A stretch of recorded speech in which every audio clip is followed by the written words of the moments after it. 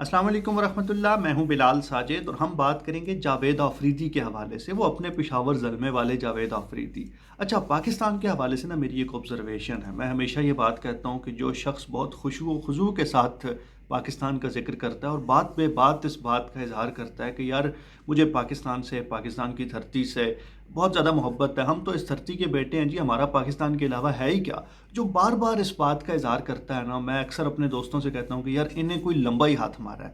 اچھا، اس سے نا مجھے یاد آیا کہ ایک بادشاہ کے دربار میں چوری ہو گئی، تو وہ تحقیق کر رہے تھے کہ چوری کس نے کی، تو مختلف لوگ آ رہے تھے، ان سے پوچھ تاچھ ہو رہی تھی، تو ایک بندہ آیا، وہ بہت احتیاط سے اپنے قدم اٹھا رہا تھا اور اس نے جوتے بھی نہیں پہنے ہوئے تھے، تو اس سے پوچھا گیا کہ یار تو جوتے بھی نہیں پہنے ہوئے تو نے اور پنجوں کے بل تو چل رہا ہے، تو اس نے کہا بادشاہ سلامت، میں اس بات کی فکر کرتا ہوں کہ کہیں میرے جوتوں کے نیچے آ کے چونٹیاں مسلی نہ جائیں، کچلی نہ جائیں، اپنی جان سے نہ چلی جائیں۔ تو بادشاہ کا ایک وزیر تھا، وہ بڑا سیانہ آدمی تھا، اس نے کہا بادشاہ سلامت، چور اے ہی ہے گا۔ تو وزیر سے پوچھا کہ یار تینوں کے میں پتہ چلا، تو وزیر نے اپنی کہانی سنائی، کہتا ہے یار میں شادی شدہ تھا، ایک دن میں گھر آیا، میری بیگم مجھے کہتی ہے کہ یہ جو ہمارے آنگن میں پیڑ لگا ہوا ہے نا، اس کو کٹوا دیں، کیونکہ اس درخت کے اوپر پرندے بیٹھتے ہیں اور وہ پرندے مجھے بے پردہ حالت میں دیکھتے ہیں۔ تو کہتا ہے میں پیڑ کٹوا دیتا، اور میں بڑا مطمئن ہو گیا کہ یار میری کڑی بڑی شریف ہے گی۔ تو کہتا ہے کچھ عرصے بعد میں آیا، وہ اپنے گھر میں نا اپنے آشنا کے ساتھ رنگ رلیاں منا رہی تھی، اور پھر میں توبہ طائب ہو کے اور آ کے بادشاہ کا وزیر بن گیا۔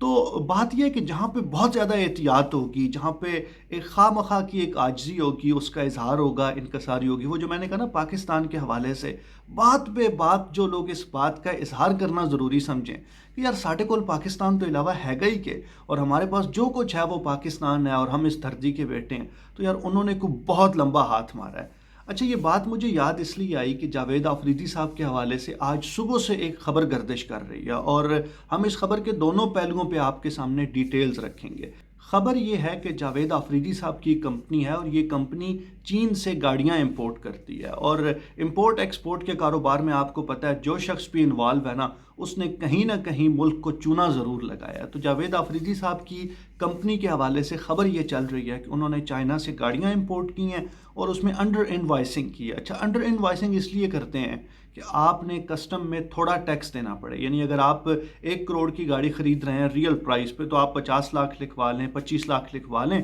اس سے ہوگا یہ کہ آپ کو 25 لاکھ کے حساب سے ٹیکس پڑے گا۔ اچھا، گاڑیوں کے کاروبار میں یہ جو انڈر انوائسنگ ہے، اس کا ایفیکٹ ایکسپونینشل ہو جاتا ہے۔ اس کی وجہ یہ ہے کہ ہمارے ہاں جو گاڑیوں پہ ٹیکس ہے وہ ٹیکس بریکٹس میں ہے، یعنی مختلف انجن پارٹس کے ساتھ آپ کی جو ٹیکس ریشو ہے، ٹیکس بریکٹ ہے، وہ چینج ہوتی جاتی ہے۔ تو اگر آپ گاڑیوں کے بزنس میں یہ کر رہے ہیں تو یہ بہت ہی لمبی دھاڑی ہے، اور ابھی تک کی جو اطلاعات آ رہی ہیں، جو خبریں میڈیا میں گردش کر رہی ہیں، ہم اس پہ آپ کو جاوید آفریدی صاحب کا موقف بھی بتائیں گے، لیکن ابھی تک جو خبریں گردش کر رہی ہیں ان کے حوالے سے وہ یہ ہیں کہ انہوں نے 400 گاڑیاں امپورٹ کی ہیں، انڈر انوائسنگ کی ہے، اور اس کی وجہ سے تقریباً 1 ارب اور کچھ کروڑ کا چونا کسٹم والوں کو، پاکستانی حکومت کو لگایا ہے۔ لیکن اب جاوید آفریدی صاحب کا موقف کیا، اور بہت سے لوگ اس موقف پہ بلیو بھی کرتے ہیں، اور اس کے امکان کو رد نہیں کیا جا سکتا۔ جس طرح میں نے کہا نا کہ اگر آپ امپورٹ ایکسپورٹ کے بزنس میں انوالو ہیں، اگر آپ چیزیں امپورٹ کر رہے ہیں، تو یہ جو سمگلنگ ہے، انڈر انوائسنگ ہے، کسٹم والوں کو رشوت دینا ہے،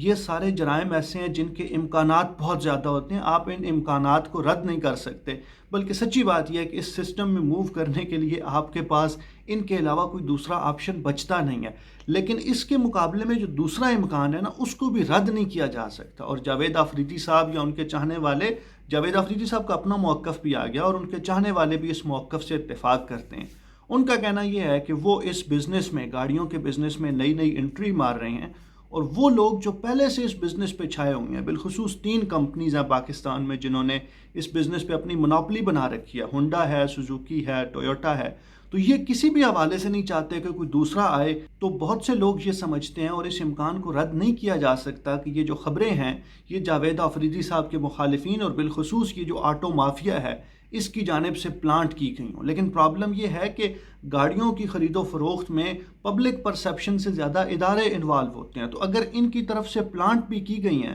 تو جاوید آفریدی صاحب کے بارے میں تحقیقات ہونی چاہیے، اور اگر تحقیقات FBR یا باقی جو ریلیونٹ ادارے ہیں، اگر تحقیقات کے بعد وہ اس نتیجے پہ پہنچتے ہیں کہ نہیں جاوید آفریدی صاحب بے قصور ہیں اور انہوں نے کسی قسم کی انڈر انوائسنگ نہیں کی اور کسٹم سے اپنا ٹیکس بچانے کے لیے کوئی حکومت پاکستان کے پیسے نہیں چرائے، تو ظاہر ہے انہیں ایک ایمانداری کا سرٹیفکیٹ ملنا چاہیے۔ لیکن میری ذاتی رائے یہ ہے کہ یہ بزنس ایسا ہے، اس کی نوعیت ایسی ہے کہ اس میں زیادہ امکان اس بات کا ہے کہ جو الزام لگا ہے وہ درست ہوگا۔ آنے والے دنوں میں اس حوالے سے جو مزید تفصیلات ہوں گی، اگر نیب یا کسٹم حکام یا ہمارے دوسرے ادارے اس پہ تحقیقات کریں گے تو وہ اپڈیٹس بھی ہم آپ کے ساتھ شیئر کریں گے۔ آپ لوگ اس حوالے سے کیا سوچتے ہیں ہمیں ضرور بتائیے۔ بہت شکریہ۔